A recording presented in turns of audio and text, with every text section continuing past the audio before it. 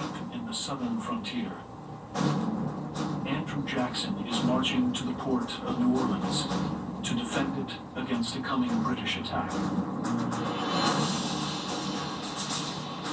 But while the British have the advantage of traveling by sea, Jackson must get there by land. And he faces a massive obstacle: the Louisiana swamps. The Atchafalaya Basin is the biggest swamp in the country, covering nearly 1,000 square miles. And Jackson has to cross it with 1,500 men, artillery, and supplies.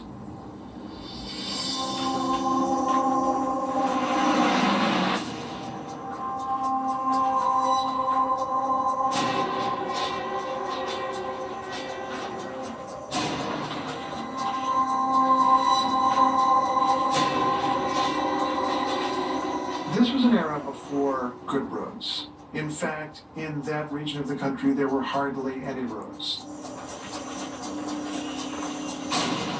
To get several thousand troops to New Orleans with all their equipment was an extreme difficulty. Get that in. When you're talking about going through those swamps, you're talking about water that gets neck deep at times, gators everywhere, poisonous snakes everywhere, very aggressive. Mosquitoes have got to be just eating them alive. They got very thick clothing on. They got to be sweating. You're talking about an absolute misery fest.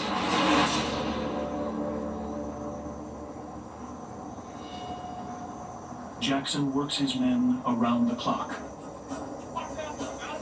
improvising bridges to haul a 2-ton cannon through the bog.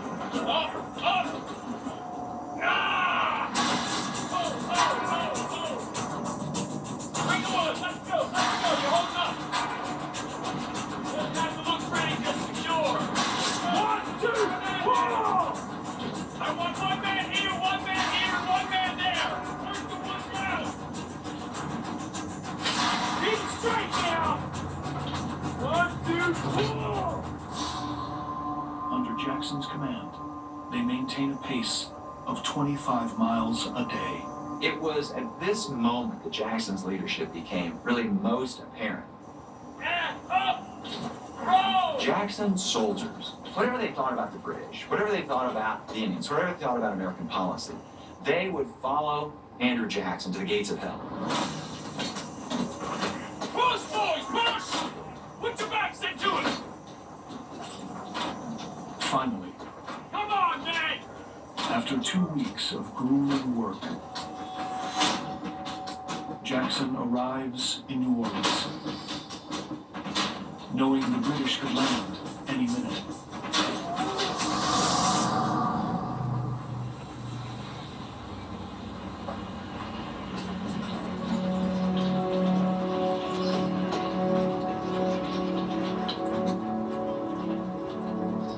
New Orleans was hugely important at that time, and still is, for that matter. In many respects, it's the gateway to the inland waterways that were so critical to that part of the United States. So retaining that port, this great trading port, which has access to all of these waterways, was absolutely vital.